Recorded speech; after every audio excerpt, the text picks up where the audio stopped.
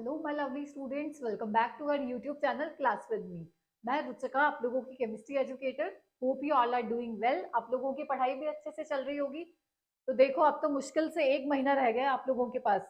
अच्छे से अब पढ़ाई शुरू कर दो कि कोशिश करना 90 अबव स्कोर करना है 10th में, ठीक है। तो आज का जो हमारा सेशन है उसमें हम जो आपकी क्लास 10th की कंप्लीट केमिस्ट्री है, जो भी 4 चैप्टर है आपके main, first second third and fourth, उसके जितने भी इंपॉर्टेंट क्वेश्चंस है या जो प्रीवियस ईयर बोर्ड एग्जाम में रिपीट हो चुके हैं वो हम डिस्कस करेंगे। तो बिना टाइम वेस्ट करते हुए स्टार्ट करते हैं हम अपने सेशन को। अगला सवाल है आप लोगों का, an iron nail is dipped in copper sulphate solution. Iron क्या होता है आपका Fe, उसको डिप करना है, किसमें डिसॉल्व करना है? कॉपर सल्फेट CuSO4 में। पूछा क्या हुआ? It's blue colour fades. इसका जो ब्लू कलर है कॉपर सल्फेट का वो फेड हो जाता है, क्यों होता है? चलो हम रिएक्शन देखते हैं इसकी। आयरन होता है आपका Fe, रिएक्ट करता है कॉपर सल्फेट के साथ CuSO4 के साथ। कौन सी रिएक्शन है पहले तो मुझे ये बता दो। ये होती है आपकी डिस्प्लेसमेंट रिएक्शन। क्या डेफिनेशन पढ़ी थी कि जो एलिमेंट ज्यादा रिएक्टिव है वो कम रिएक्टिव को डिस्प्लेस कर देगा। Fe और Cu में Fe ज्यादा रिएक्टिव है तो वो Cu को डिस्प्लेस कर देगा और खुद उसकी जगह पे आ जाएगा। ये Fe इधर आ जाएगा, Cu अलग हो जाएगा। प्रोडक्ट क्या बनेगा? FeSO4 plus Cu। मतलब कि जो आपकी आयरन नेल है उसके ऊपर कॉपर जाके डिपोजिट हो जाएगा। ये आप करके भी देख सकते हो प्रैक्टिकल लैब वगैरह में। कॉपर सल्फेट का कलर होता है आपका ब्लू, ये ब्लू कलर फेड हो जाता है, FeSO4 बनता है जो कि होता है आपका हल्का ग्रीन कलर का। तो रिएक्शन थी आपके डिस्प्लेसमेंट रिएक्शन, ठीक है। और ऑब्जर्व क्या हुआ, हमें ग्रीन कलर में चेंज हो गया ब्लू कलर। जो आयरन नेल थी उसके ऊपर कॉपर डिपोजिट हो गया, ठीक है। ये था आपका सेकंड क्वेश्चन।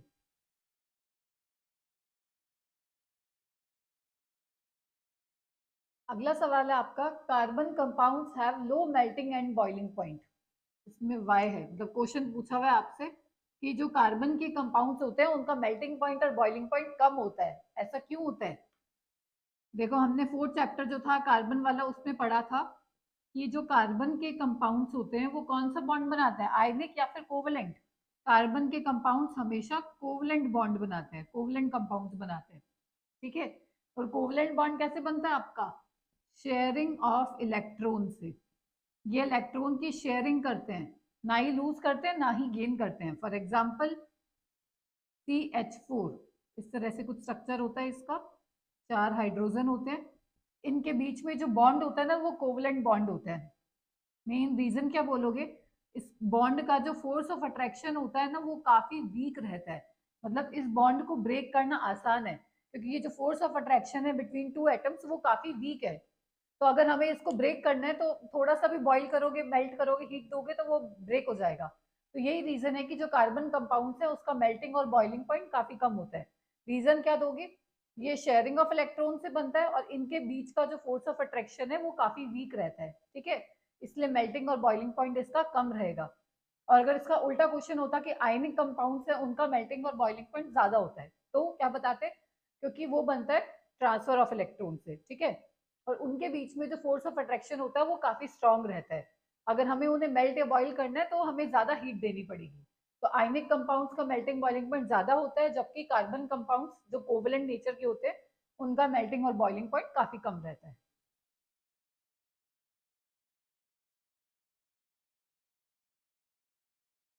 अगला सवाल है आपका, ये भी PYQ है।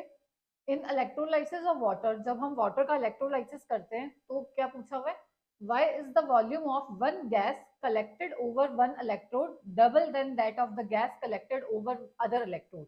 मतलब जो दो गैस बनती है आपके इलेक्ट्रोलाइसिस ऑफ वाटर में, उसमें जो एक गैस का अमाउंट होता है ना वो जस्ट डबल होता है दूसरे से।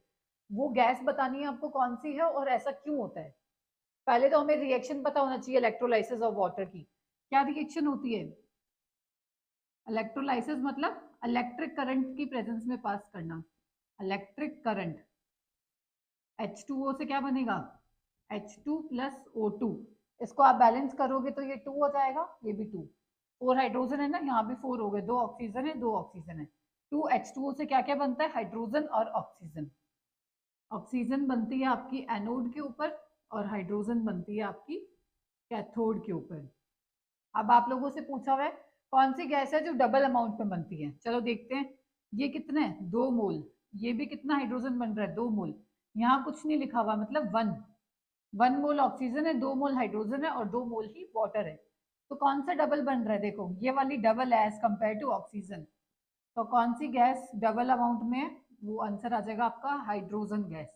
और ऐसा क्यों होता है, to follow the law of conservation of mass, मतलब बैलेंसिंग के लिए, law of conservation of mass को फॉलो करने के लिए, मेन बैलेंसिंग के लिए ये जो हाइड्रोजन गैस है वो डबल अमाउंट में होती है। ठीक है, यही रीजन था इसका। क्लियर है?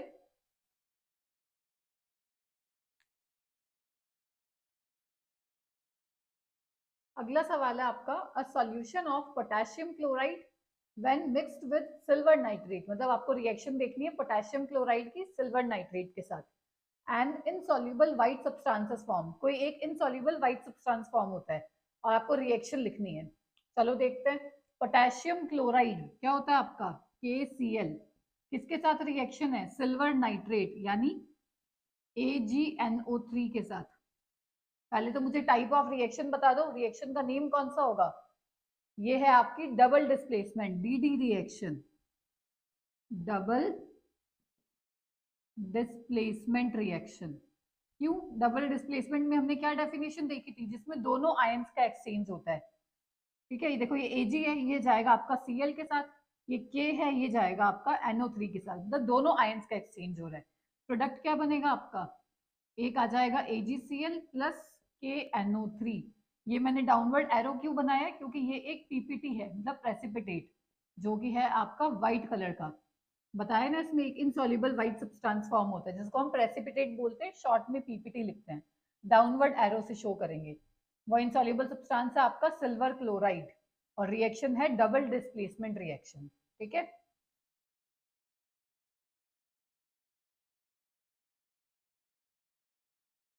अगला सवाल है आपका, the pH of mouth of a person is lower than 5.5। आपके जो माउथ का पीएच है अगर वो 5.5 से कम हो जाए तो पूछा हुआ है what changes will occur in his mouth, उसके माउथ में क्या चेंजेस आएंगे, and how these changes can be controlled. ये हमने पीएच की जो एप्लीकेशन थी उसमें डिस्कस किया था। सपोज करो कोई पर्सन है, उसका जो पीएच है वो 5.5 से बिलो चला गया, लोअर देन 5.5, तो क्या होगा आपका, एसिड एक्यूमुलेशन होना स्टार्ट हो जाएगा, एसिड बनने लग जाएगा माउथ में, जिसको हम नॉर्मली कहते हैं टूथ डिके या फिर कैविटी। टूथ डिके बोल सकते हो या फिर कहते हैं ना कैविटी हो गई, एसिड एक्यूमुलेशन ज्यादा होने लग जाएगा। ठीक है, ये तो आएगा आपका what changes will occur in his mouth, उसमें आप ये सब लिखोगे। देन इसी में पूछा हुआ है how these changes can be control, in changes को आप कैसे कंट्रोल कर सकते हो। अब देखो माउथ में एसिड कंटेंट ज्यादा हो रहा है तो हम क्या करेंगे, न्यूट्रलाइज करने के लिए बेस का यूज करेंगे। तो कंट्रोल कैसे कर सकते हैं हम, यूजिंग टूथपेस्ट। कहते हैं ना दिन में 2 बार ब्रश करके करना चाहिए, सुबह और रात को भी खाना खाने के बाद ब्रश करना चाहिए। क्यों, क्योंकि जो आपका टूथपेस्ट होता है वो होता है बेसिक नेचर, बेस प्रेजेंट होता है, तो जो एक्सेस एसिड बनेगा उसको न्यूट्रलाइज कर देगा। ठीक है, और गार्गल करना चाहिए, खाना खाने के बाद कुल्ला करके सोना चाहिए, गार्गल, ताकि बैक्टीरिया ना रह जाए, एसिड एक्यूमुलेशन ना हो। ये रीजन है, ये कंट्रोल है। और क्या कर सकते हो, बेकिंग सोडा यूज कर सकते हो, बेकिंग सोडा से आप माउथ वॉश कर सकते हो, क्योंकि ये भी क्या होता है बेसिक नेचर का। तो आपको बेसिक सब्सटेंस यूज करने हैं जो एक्सेस एसिड प्रोड्यूस हुआ है उसको न्यूट्रलाइज कर देंगे। ये क्वेश्चन भी काफी इंपॉर्टेंट है, 2 से 3 बार आपके बोर्ड एग्जाम में रिपीट हो चुका है। बिल्कुल सिंपल इजी सा क्वेश्चन है आपका। ठीक है,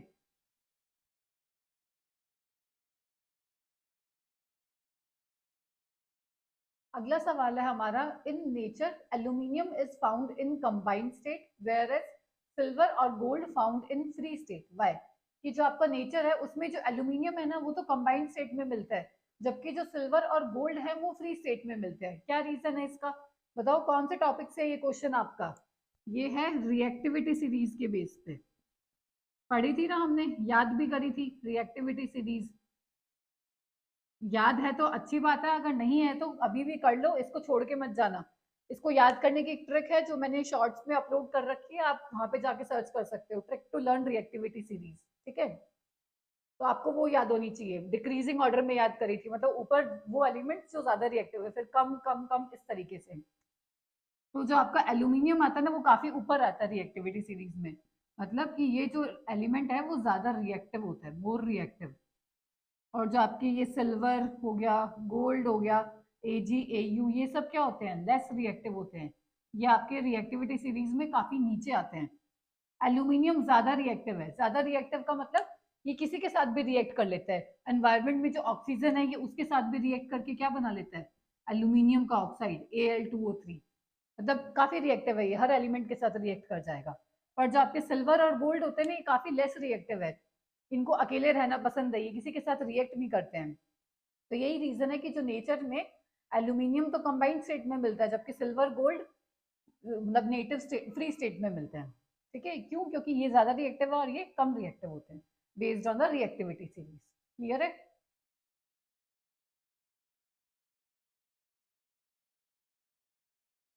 देखो, अगला सवाल है हमारा, explain why calcium metal after reacting with water starts floating on its surface, right the reaction.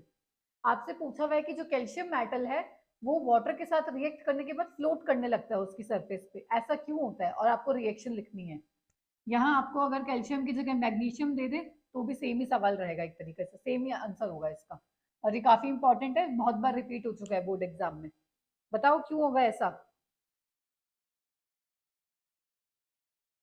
चलो देखते हैं हम। कैल्शियम मेटल जो होता है वो वाटर के साथ रिएक्ट करके क्या बनाता है, कैल्शियम हाइड्रो ऑक्साइड, जिसे हम स्लेक्ड लाइम के नाम से जानते हैं। साथ में हाइड्रोजन गैस बनती है। कैल्शियम है जो वाटर के साथ रिएक्ट करके कैल्शियम हाइड्रोक्साइड बनाता है और वाटर हाइड्रोजन बनाता है, सॉरी। जो हाइड्रोजन होती है वो हमें पता है काफी लाइटेस्ट है, हल्की गैस होती है, ये ऊपर फ्लोट करती है, और कैल्शियम भी इसके साथ बाइंड हो जाता है, या आप कह सकते हो कि हाइड्रोजन गैस जो है वो ट्रैप हो जाती है पूरे कैल्शियम पे, और ऐसा लगता है कि कैल्शियम भी फ्लोट कर रहा है, पर एक्चुअली ये किसकी वजह से होता है, हाइड्रोजन गैस की वजह से। वो काफी लाइटेस्ट होती है, काफी हल्की गैस है, तो कैल्शियम भी उसके साथ बाइंड हो जाएगा, या आप कह सकते हो हाइड्रोजन गैस ट्रैप हो जाती है पूरी कैल्शियम पे, और ऐसा लगता है कि वो फ्लोट कर रही है, और ये हो गई आपकी रिएक्शन। काफी इंपॉर्टेंट क्वेश्चन है, काफी 2 से 3 बार आपके बोर्ड एग्जाम में आ चुका है, तो इसे अच्छे से ध्यान रख लेना। अगर कैल्शियम की जगह कोई और मेटल दे रखा है, मैग्नीशियम दे रखा है, तो भी आपका सेम ही सॉल्यूशन रहेगा। ठीक है, बस आप कैल्शियम की जगह उस मेटल का नाम लिख देना, क्योंकि होगा क्या, बनेगी सब में हाइड्रोजन गैस, एक्सप्लेनेशन सब में सेम ही रहेगा। ठीक है।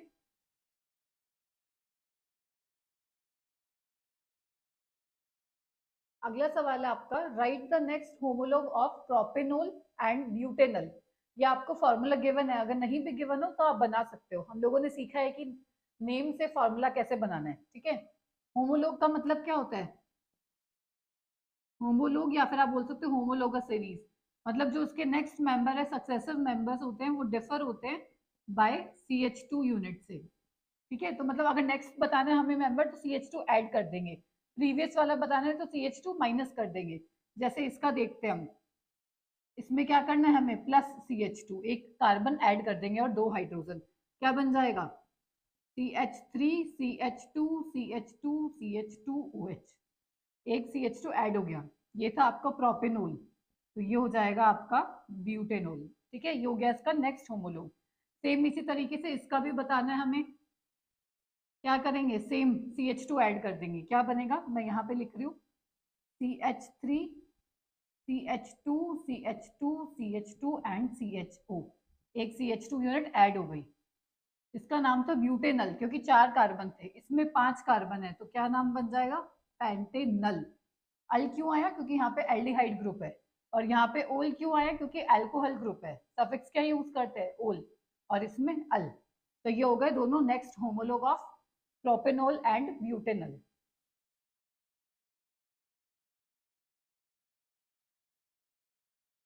अगला सवाल है हमारा, what happens when ethyl alcohol and acetic acid react with each other. Ethyl alcohol की रिएक्शन करानी है आपको एसिटिक एसिड के साथ। चलो देखते हैं। इथाइल अल्कोहल, इथाइल मतलब 2 कार्बन, क्या फॉर्मूला होगा, C2H5OH, अल्कोहल है ना, ये हो गया आपका इथाइल अल्कोहल। किसके साथ रिएक्शन है, एसिटिक एसिड, एसिटिक एसिड होता है आपका CH3COOH, ये हो गया आपका एसिटिक एसिड। किसकी प्रेजेंस में करानी है? Concentrated H2SO4। कॉन्सेंट्रेटेड H2SO4 ये होता है आपका डिहाइड्रेटिंग एजेंट, मतलब वाटर को रिमूव करता है ये। तो इसमें से क्या होगा? वाटर को रिमूव करना है, वाटर यहाँ से बाहर निकल जाएगा, OH और H क्या बनेगा? CH3COO C2H5 और साथ में वाटर अलग हो गया। ये जो आपका COOR, R मतलब एल्काइल ग्रुप, ये जो ग्रुप होता है ना ये होता है आपका ईस्टर। ठीक है, तो इसका नाम क्या हो गया?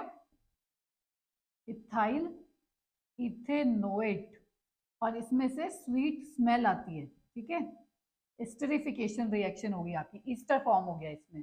कंसंट्रेटेड H2SO4 कहीं भी लिखा हुआ है मतलब डिहाइड्रेटिंग एजेंट है, डी मतलब रिमूव करना, हाइड्रा मतलब वाटर, वाटर को रिमूव कर देगा ये। ठीक है,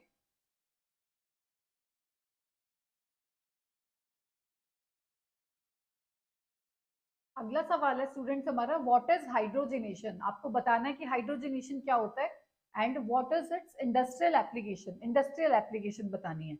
चलो देखते हैं, नेम से ही पता चल रहा है हाइड्रोजनेशन किससे रिलेटेड है? हाइड्रोजन से। तो होता क्या है basically? It is the addition of hydrogen to unsaturated hydrocarbon. Unsaturated hydrocarbon में हाइड्रोजन का एडिशन होता है। मैं इसे शॉर्ट में रिएक्शन की फॉर्म में लिख देती हूँ। अनसैचुरेटेड हाइड्रोकार्बन, ये हाइड्रोजन ऐड करा किसकी प्रेजेंस में? निकल एज अ कैटलिस्ट। इसमें आप प्लैटिनम या फिर पैलेडियम भी यूज कर सकते हो। तो क्या बनेगा आपका? Saturated hydrocarbon. ये बेसिक रिएक्शन है आपकी हाइड्रोजनेशन की। ठीक है, और right it's one industrial application. Industrial application क्या होगा? ये वेजिटेबल ऑयल जो होता है उसमें हाइड्रोजन का ऐड करते हैं in the presence of nickel as a catalyst. तो ये वनस्पति घी बनाने के काम आता है, वनस्पति घी। ये हो गया इसका इंडस्ट्रियल एप्लीकेशन। ये जो होता है आपका वो अनसैचुरेटेड होता है, और जो घी प्रोड्यूस होता है वो सैचुरेटेड कंपाउंड है, मतलब डबल या ट्रिपल बॉन्ड होगा, अनसैचुरेटेड है। ये हो गया आपका सिंगल बॉन्ड सैचुरेटेड कंपाउंड। ये हो गया इसका इंडस्ट्रियल एप्लीकेशन।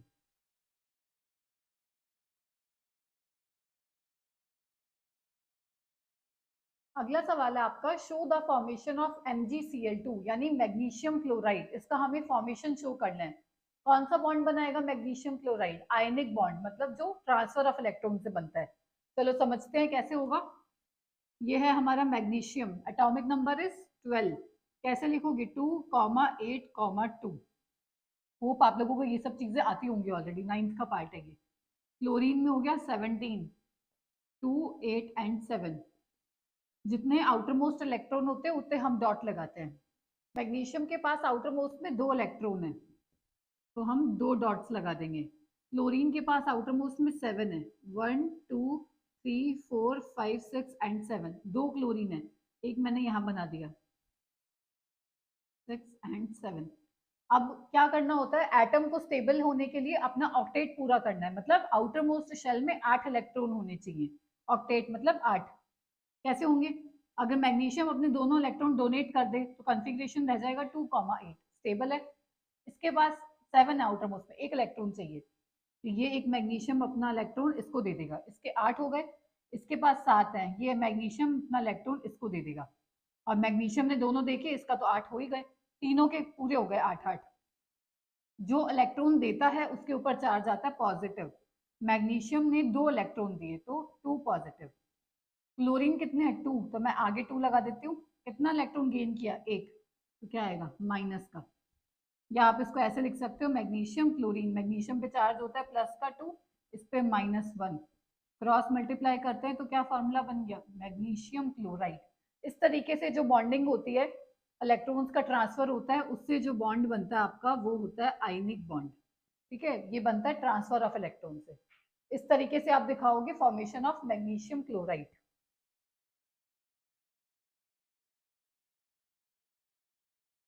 अगला सवाल है, why respiration considered as exothermic reaction? जो आपका रेस्पिरेशन का प्रोसेस है वो एक्सोथर्मिक क्यों होता है? देखो, सबसे पहले तो हमें ये क्लियर होना चाहिए what is the difference between exothermic and endothermic. Exo का मतलब होता है एग्जिट, बाहर निकलना। किसका बाहर निकलना? थर्म का मतलब हीट। कोई भी वो रिएक्शन जिसमें हीट या फिर एनर्जी बाहर निकलती है उसको हम बोलते हैं एक्सोथर्मिक रिएक्शन। ठीक है, तो हमें पूछा हुआ है रेस्पिरेशन एक एक्सोथर्मिक रिएक्शन क्यों है, इसे रिएक्शन से समझते हैं हम। ग्लूकोज होता है, हम खाना इंटेक करते हैं, फूड इंटेक करते हैं, क्या बनता है ग्लूकोज। ग्लूकोज कौन से फॉर्म में रहता है C6H12O6, ये हो गया आपका ग्लूकोज। ये क्या करता है ऑक्सीजन के साथ कंबाइन करता है आपके, क्या बनता है 6CO2 plus 6H2O plus some amount of energy, energy release होती है इसमें। That's why this reaction is considered as exothermic.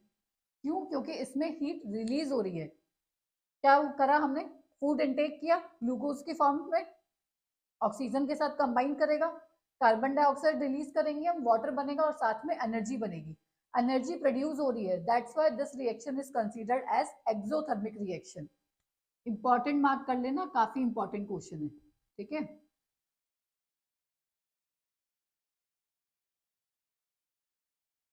Next question है आपका कंप्लीट द रिएक्शन, आपको रिएक्शन कंप्लीट करनी है।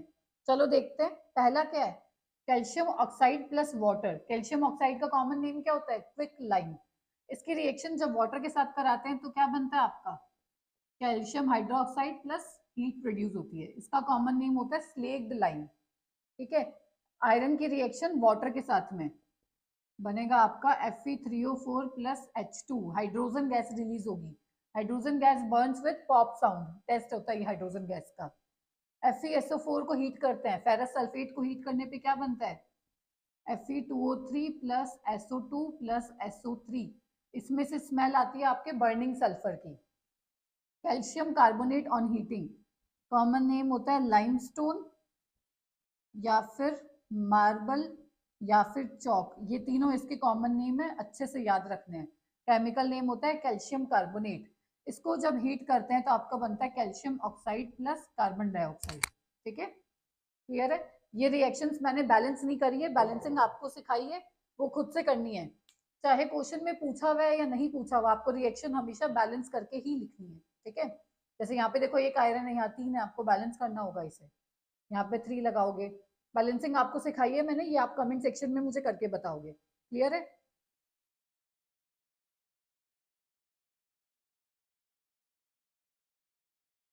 तो स्टूडेंट्स ये कुछ इंपॉर्टेंट क्वेश्चंस थे आपके केमिस्ट्री क्लास 10th के। अगर आपको कोई भी डाउट है या कोई क्वेश्चन नहीं समझ में आया तो आप कमेंट करके पूछ सकते हो। ठीक है, और अगर हमारा सेशन पसंद आया तो ज्यादा से ज्यादा लोगों को शेयर करना, ताकि हमें भी मोटिवेशन मिलता रहे पढ़ाने का। ठीक है, तो वही बस like share and subscribe to our channel. मिलते हैं फिर नेक्स्ट वीडियो में, तब तक के लिए गुड बाय।